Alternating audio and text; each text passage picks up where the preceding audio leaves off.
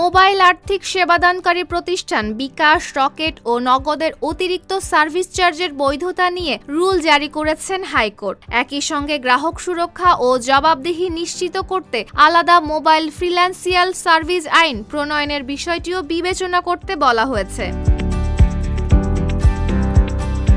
রবিবার হাইকোর্টের একটি বেঞ্চ জানতে চায়, বিকাশ, রকেট ও নগদের আরোপিত সার্ভিস চার্জ কেন বেআইনি, অসাংবিধানিক এবং 2022 সালের MFS পরিধানমালার পরিপন্থী ঘোষণা করা হবে না। এ বিষয়ে অর্থ সচিব, ডাক ও টেলিযোগাযোগ সচিব, বাংলাদেশ ব্যাংকের গভর্নর সহ সংশ্লিষ্টদের 4 সপ্তাহের মধ্যে জবাব দিতে বলা হয়েছে।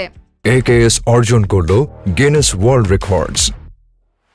AKS রিটকারী আইনজীবী মোহাম্মদ ওবায়দুল্লাহ আল মামুন জানান, ব্যাংকের ক্ষেত্রে নির্দিষ্ট অঙ্কে লেনদেন ফি নেওয়া হলেও মোবাইল ফিন্যান্সিয়াল সার্ভিসে শতভাগ হারে চার্জ নেওয়া হচ্ছে। ফলে 1 লাখ টাকা লেনদেনে ব্যাংকিং অ্যাপে যেখানে 10 টাকা খরচ হয়, সেখানে বিকাশ, নগদ বা রকেটে গুনতে হয় প্রায় 1000 টাকা। তার দাবি, ব্যাংকিং সেবার বাইরে থাকা মানুষের জন্য চালু হওয়া এই সেবায় অতিরিক্ত চার্জ MFS পরিধানমালার সঙ্গে সাংঘর্ষিক। বিষয়টি আদালতের নজরে আনা হয়েছে। Desk report, Dhaka post.